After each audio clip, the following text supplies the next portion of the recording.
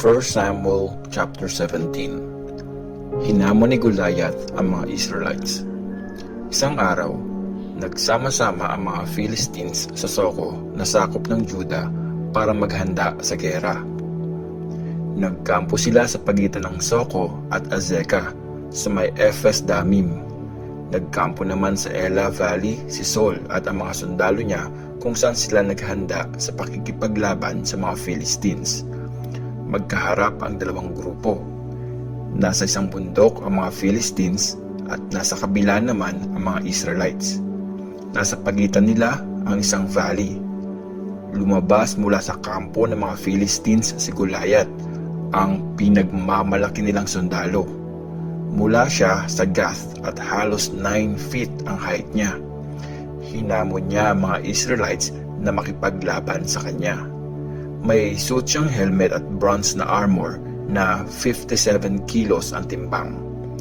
Bronze rin ang nakabalot sa hita at binti niya, pati ang sibat na nakasabit sa balikat niya. Napakalaki ng hawakan ng sibat niya at halos 7 kilo ang timbang ng bakal na tulis nito. Nasa unahan niya ang tagadala ng shield niya. Sinigawan ni Goliath ang mga Israelites. Bakit kayo nakahilera dyan? Makikipaglaban ba kayo? Philistine ako at mga sundalo kayo ni Saul. Pumili kayo ng isa sa inyo at pababain nyo rito para labanan ako. Pag natalo niya ako at napatay, magiging alipin nyo kami. Pag natalo ko siya, kayo ang gagawin naming alipin. Ngayon din, hinahamon ko ang army ng mga Israelites. Pumili kayo ng lalaban sa akin. Sobrang natakot at pinanghinaan ng loob si Saul at ang mga Israelites nang marinig ito. Si David sa kampo ni Saul. Si David ay anak ni Jesse na isang Ephrathite mula sa Bethlehem sa Juda. May 8 anak na lalaki si Jesse at matandang-matanda na siya noong panahon ng paghahari ni Saul.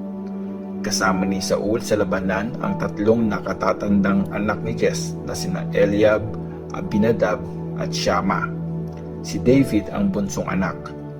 Habang kasama sa army ni Saul ang 3 nakatatanda niyang kapatid, pumupunta si David sa kampo ni Saul at bumabalik sa Bethlehem para alagaan ang mga tupa ng tatay niya. Sa loob ng 40 days, maghapong hinahamon ni Goliath ang mga Israelites. Isang araw, inutusan ni Jesse si David, "Anak, dalhin mo itong 10 kilong sinangag na wheat at 10 tinapay sa mga kapatid mong nasa kampo. Ibigay mo naman itong 10 hiwang keso sa commander nila. Kumustahin mo ang sitwasyon ng mga kapatid mo at mag-uwi ka ng kahit anong proof na maayos ang lagay nila." Nasa Ela Valley si King Saul, ang mga kapatid mo at ang iba pang mga Israelites. Nakikipaglaban sila sa mga Philistines. Kinabukasan, maagang bumangon si David. Binili niya sa ibang tagabantay ang mga inaalagaan niyang tupa at nagpunta siya sa kampo. Dala ang mga pagkaing pinabibigay ng tatay niya. Pagdating niya sa kampo, palusob na ang buong army at sinisigaw ang battle cry. Magkaharap na humilera ang mga army ng mga Israelites at ng mga Philistines para maglaban. Iniwan ni David ang mga dala niya doon sa taong in charge sa mga gamit. Tapos tumakbo siya sa lugar ng labanan para kumustahin ang mga kapatid niya.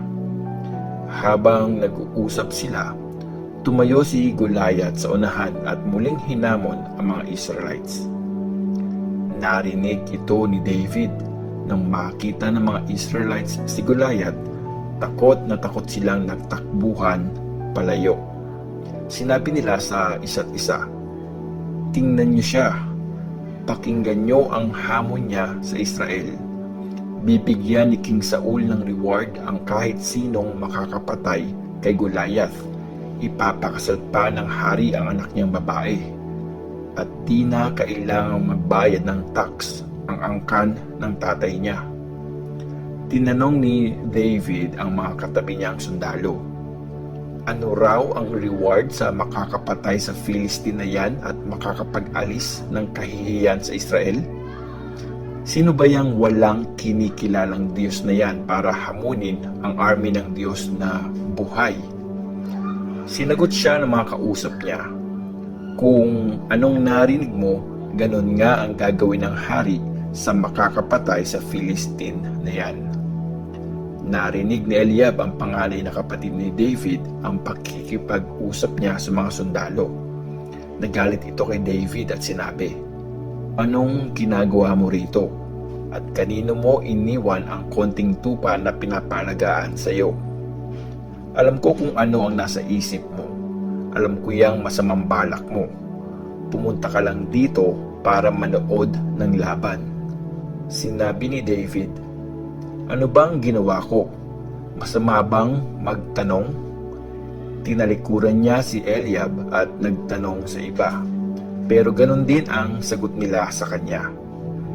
Nakarating kay Saul ang mga sinabi ni David at pinatawag niya ito. Sinabi ni David kay Saul, "Di po tayo dapat ma-discourage dahil sa Philistine na yun.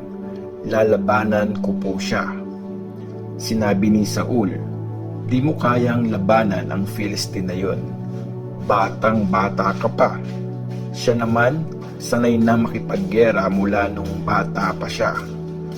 Pero sinabi ni David, "Ako po ang nag-aalaga sa mga tupa ng tatay ko.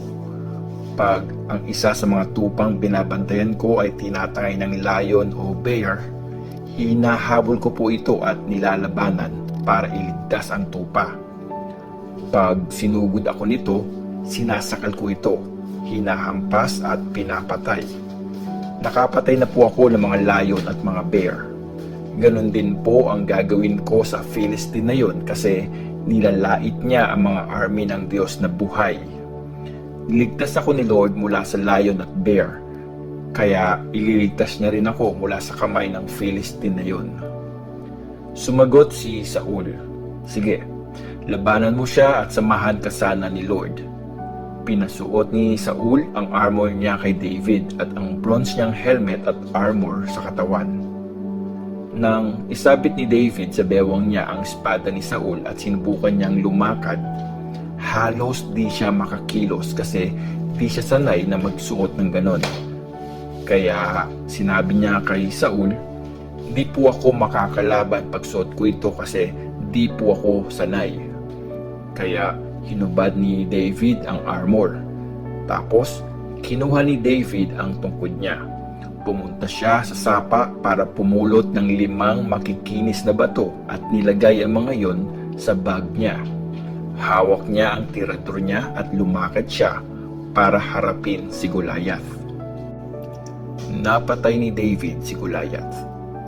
Lumakad si Goliath papalapit kay David. Nasa unahan naman ni Goliath ang tagadala niya ng shield. Nang makita ni Goliath si David, nilait niya ito kasi isa lang itong bata na matipuno at gwapo. Tinanong ni Goliath, "Para saan yung dala mong stick? Aso ba ako para gamitan mo niyan?" At sinumpa niya si David sa pangalan ng mga Diyos ng mga Philistines. Sinabi pa niya, "Tara, lumapit ka at nang maipakain ko ang katawan mo sa mga ibon at hayop." Sumagot si David, "Pumunta ka rito na may dalang espada at mga sibat, pero nagpunta ako rito sa ngalan ni Lord na makapangyarihan sa lahat. Siya ang Diyos ng mga army ng Israel na nilalait mo.